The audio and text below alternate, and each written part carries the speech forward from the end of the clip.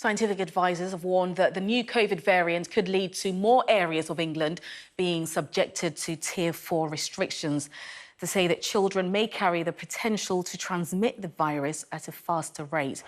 Well, to help shed some light on the situation, senior clinical lecturer at the University of Exeter, Bharat Pankania, joins us now. Thank you very much indeed for your time on Sky News this morning. So, just firstly then, why are we seeing this new variant? What's led to this stage?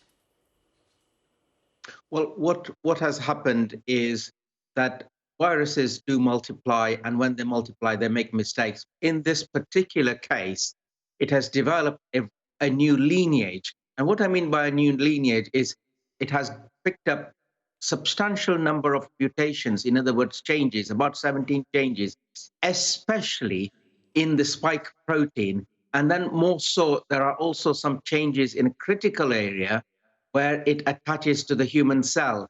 So maybe, and I use the word maybe it is more infectious as a result. And this is now what it is spreading. The good news is it doesn't cause more severe illness. Unfortunately, it doesn't cause less severe illness either, which is a pity. I was going to ask you about that, actually. Does it come with any new symptoms at all, or does the symptoms change when it comes to the new variant? No, it doesn't change any signs and symptoms. And I also wanted to add that at this point in time, we don't think that it will neutralize the vaccines that we've already deployed. But if it became necessary to change the vaccines, that's not a big job. We know how to do it, and that's an easy change to make if it had to be made.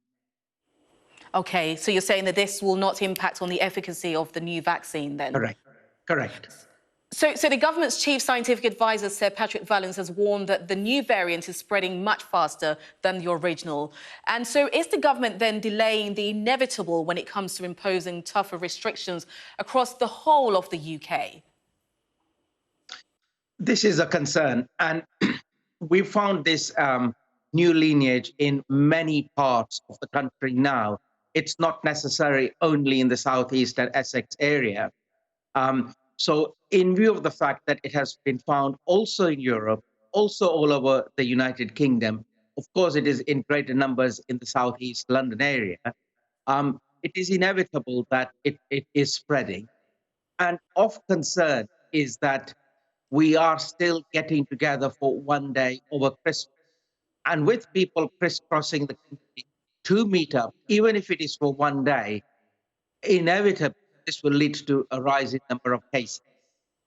So what's your advice then to people who want to take advantage of that one day if they're not in the Tier 4 region or, places with such a high tier restriction? Would you advise people not to meet up with loved ones then? Absolutely. And this is a very important point, that whilst the government says you may meet up for a day, my sincere advice would be, please reconsider. Just because you can doesn't mean you should. And it is better to say to yourselves, keep safe, keep out of travel and infecting and creating new cases. And then also say to yourself, I look forward to a better 2021 and stay safe. Also, vaccines are around the corner, so it is better to sort of say, don't meet Christmas 2020, better times will come 2021. Well, talking about 2021, we know that scientists are looking at the potential that children might be prone to transmitting the new variants, although I must stress that despite them not being at risk more than before. So from your perspective, should schools close and move online after the Christmas break? Yes, so I have been thinking about this and reflecting in view of the new circulating strain. And I really do feel that perhaps the health secretary ought not to take a break, and urgent work needs to be done on enabling people to do work from home. I appreciate some vulnerable families and children need to send their children to school. That's fair enough.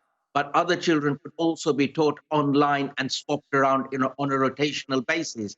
To do this, maybe the government could announce to the families who cannot afford internet access a voucher scheme to help them with free internet access and a good large number of people supplied with computers to also go online. This can easily be done very quickly if the desire is there to do it. Bharat Pankania, Senior Clinical Lecturer at the University of Exeter. Thank you so much for your time this morning.